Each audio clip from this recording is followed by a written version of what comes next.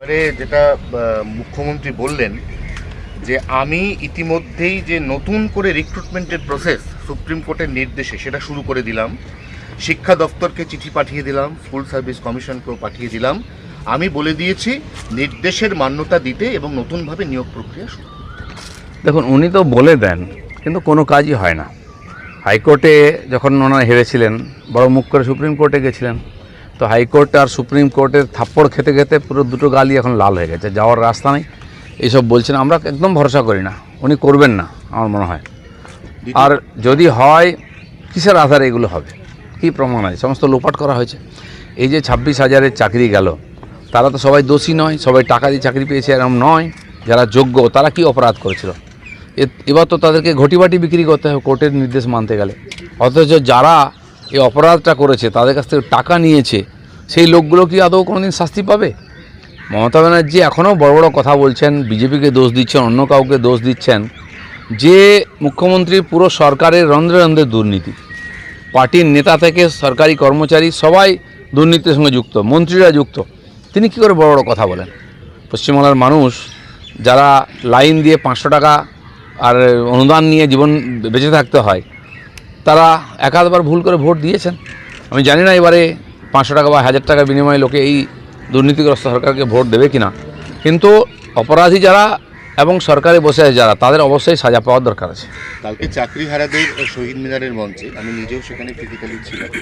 তাদের বক্তব্য হচ্ছে যে বিকাশ রঞ্জন ভট্টাচার্য তাদের ক্ষতি করে গেছেন, তৃণমূল সরকার তো ক্ষতি করেইছেন, এবং আপনার নাম করে, শুভেন্দু অধিকারীর নাম করে, সুকান্ত মজুমদারের নাম করে তারা বলেছেন যে এই 26,000 লাশের ওপর দিয়ে আপনারা 26 সালে ক্ষমতায় আসতে চাইছেন। শুনুন, এটা তো বলতেই হবে, কারণ তারা অপরাধ করেছেন, তারা জানেন।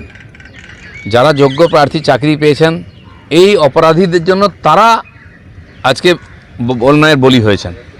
এই যে পুরো সিস্টেমকে যারা অপরাধী করেছে, তারা হয়তো টাকা আছে বা নিয়েছেন, দিয়ে দেবেন, কিন্তু যে সৎ মানুষগুলি, যারা যোগ্য প্রার্থীরা চাকরি পেয়েছেন, চাকরি গেল, তাদেরকে যে টাকা ফেরত দিতে হবে, তাদের হাতে কোনো সম্পত্তি নয়, যে টাকা সব খরচা করেছেন, তারা কি অপরাধ করেছিল? আজ অপরাধ করে বড় বড় কথা বলছেন। এরা, মমতা ব্যানার্জি যতটা দোষী, এরা ততটা দোষী, এবং মাঝখান থেকে যে ভোটেরা টাকা তুলেছে তারা সমান দোষী। পুরো পশ্চিমবাংলার মান সম্মানকে নষ্ট করেছেন, আমাদের মুখ পুড়িয়ে দিয়েছেন। প্রত্যেকটি লোককে জেলেও ভরা উচিত।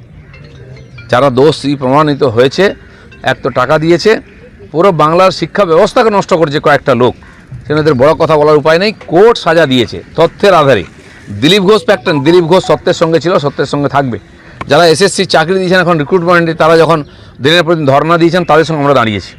যারা ডিপ্রাইভ হয়েছে, যারা বিনা কারণে অন্যায়ের শিকার হয়েছে, আমরা তাদের সঙ্গে লড়বো। কিন্তু যারা চোর, যারা চাকরি কেনে, তাদের সঙ্গে আমরা কখনো দাঁড়াবো না। এই ক্ষেত্রে যেটা সবথেকে গুরুত্বপূর্ণ প্রশ্ন উঠছে, 26-এর ভোট আসছে, অভয় আমরা ভুলে গেছি।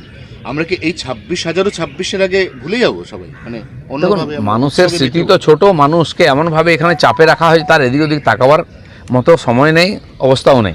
তাকে বেঁচে থাকার জন্য সংঘর্ষ করতে হয়। কিন্তু সারা বছর কোনো না কোনো সরকারের অকম্যা নীতি, অযোগ্যতা, অপরাধের জন্য আমাদেরকে আন্দোলন করতে হয়, চলতেই থাকবে। মানুষের স্মৃতিতে এগুলো সব থাকছে। আমার মনে হয় 26-এর ইলেকশনে তারা ভাববেন এটা, যে কতদিন এই পাপী সরকারকে মাথায় করে বয়ে বেড়াবেন। 26,000 চাকরি ইতিমধ্যেই বাতিল হয়েছে, সেখানে বিজেপি এবং সিপিএম এর ঘাড়ে দায় চাপাচ্ছেন মুখ্যমন্ত্রী।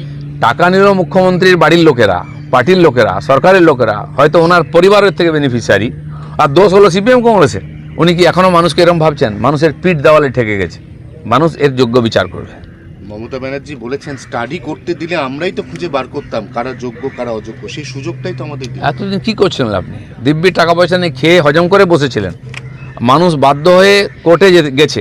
কেন? এখানে সরকারের প্রত্যেকটি ফয়সালার বিরুদ্ধে মানুষকে কোর্টে যেতে হয়, কারণ হয় আপনি সিদ্ধান্ত নেন না, নাহলে সত্যকে চাপা দিয়ে সবসময় মিথ্যাকে সামনে নিয়ে আসেন, দোষীদের বাঁচাবার চেষ্টা করেন।